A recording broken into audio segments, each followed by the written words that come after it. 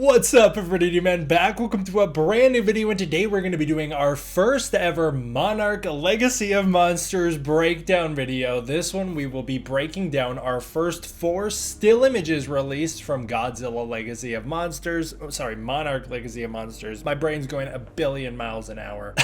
Let's do it.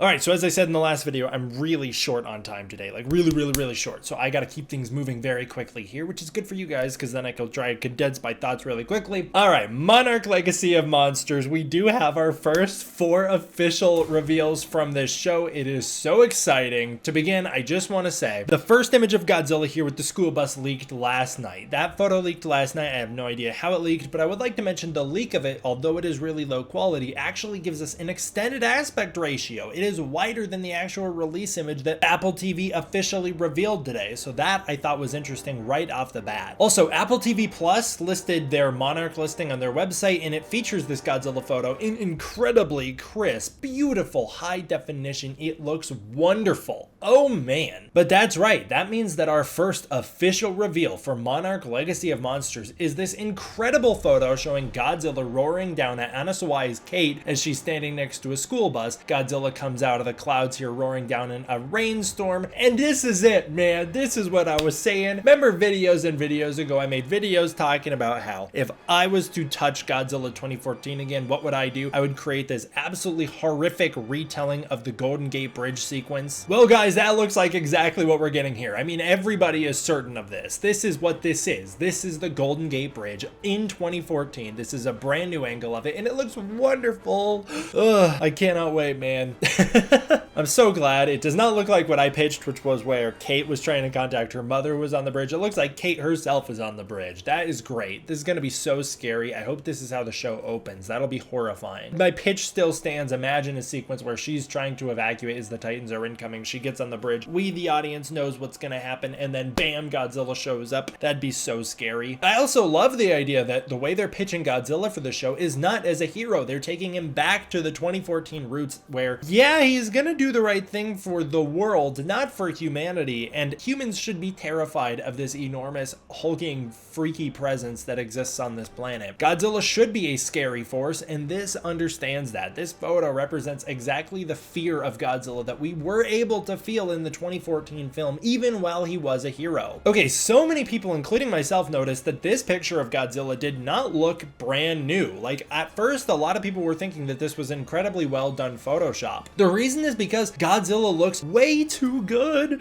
He looks way too good. Gargoji has been replenished. This is the 2014 Godzilla back in full glory. This is wonderful. And actually, I really thought that this was from MPC themselves. I thought that this was a photo of Godzilla retooled from MPC. I actually thought it was pulled from the Fiat Godzilla behind the scenes ad. It doesn't quite look like exactly 1,000,000,000% the Godzilla from the movie in terms of, I actually think it's the compositing of Godzilla in this image where he doesn't look, I don't want to say as good as he does in the movie, but he doesn't look as polished as he does in the movie, which makes me think of that Fiat 500 ad, which of course was not movie level polished, but still looked absolutely phenomenal as this does. I do think that this looks absolutely wonderful. I think this is an incredible picture. The reason I started to question whether this was or was not actually from that Fiat 500 thing is because Godzilla does never make this exact expression in that Fiat 500 ad, so I didn't think it actually could be that. Another thing that was throwing me off here was that there's a school bus here with the back door open, and I didn't quite know where that could be. It's also raining really hard in this image with Godzilla roaring down, so if this is a representation of the original scene, they are going to be taking some creative liberties here. I would imagine what we're seeing here is probably an extended sequence where Godzilla is next to the bridge, and when he's erupting through it, I actually think that this photo is probably him bursting through the bridge, simply because of the positioning of Godzilla in the school bus. I think that this is him literally bursting through the bridge. And I do think that it's not going to be exactly one-to-one, shot for shot, second to second, the same motion that Godzilla goes goes through in the original movie and now. I think it's going to be a little stylish. I think he's going to spend just a little more time at the bridge, and we're going to just get a little bit more of that. That's what I'm expecting here. But I'm down for more rain, and I'm down for all of that stuff. It's all good with me. Now, just to go over the actual picture here, so we see Kate looking up at Godzilla. She's standing by a school bus. My actual breakdown of what we're seeing here is that, like I said, I think this is Godzilla bursting through the bridge. So the positioning of Godzilla here depends on when this picture is taken. As we know in the Godzilla 2014 movie, Sam's bus is the first one to take off, and Godzilla appears slightly in front of Sam's bus. This puts Godzilla on the right of Sam's bus. Sam's bus takes off, and Godzilla charges alongside them. Last second, Godzilla pivots and crashes through the bridge. Now he's on Sam's bus's left. He's in the background of the frame now. Sam's bus whizzes off. There's actual other buses behind it. You see in the establishing shot before the Golden Gate sequence, there are tons of buses on the bridge. Well, after Sam's bus crashes through, you actually can spot a few other buses coming out behind him.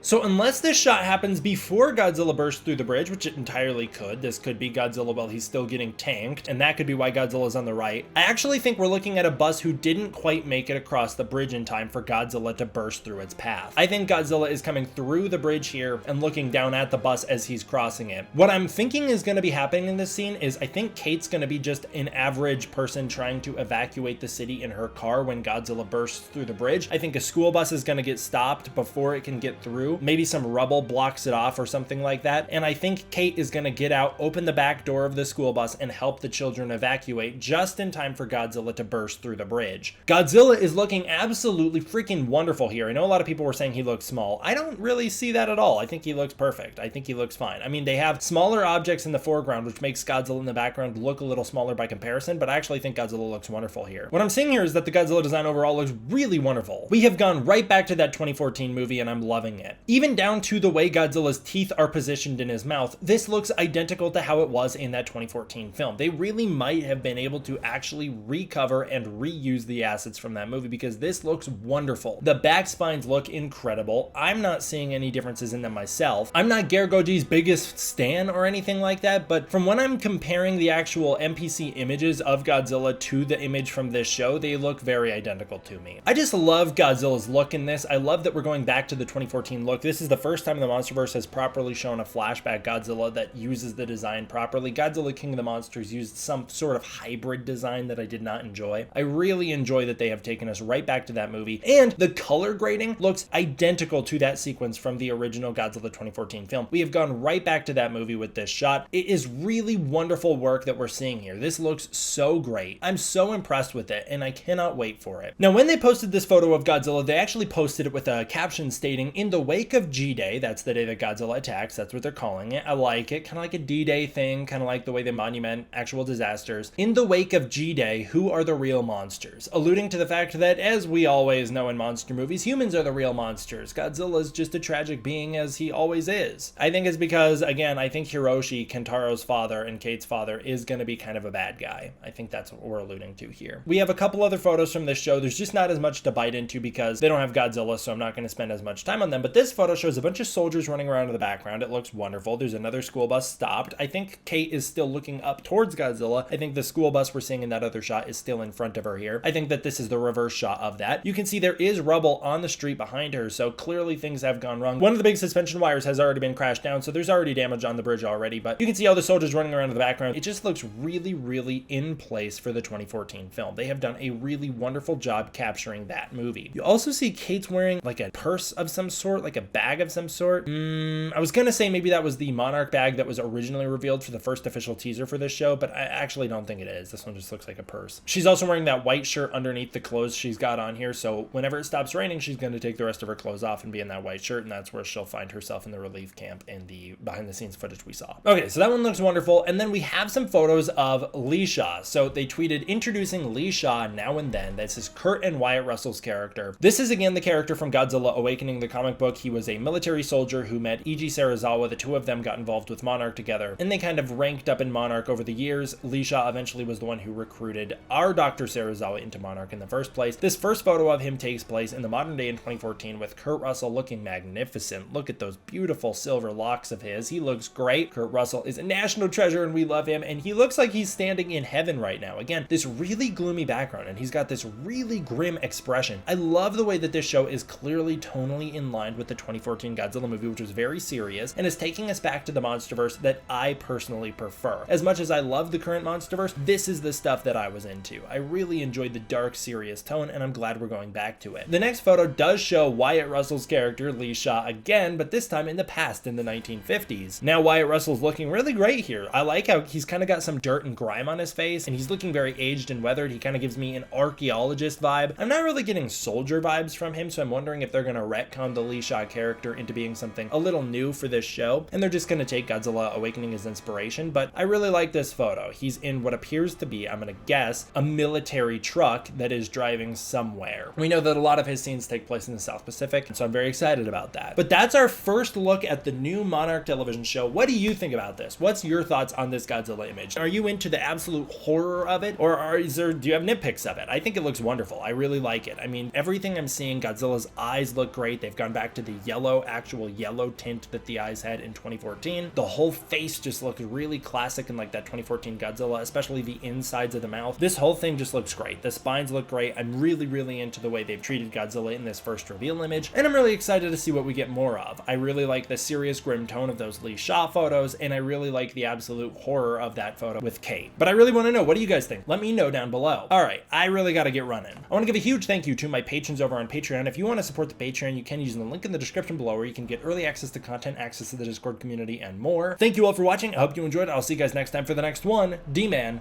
out.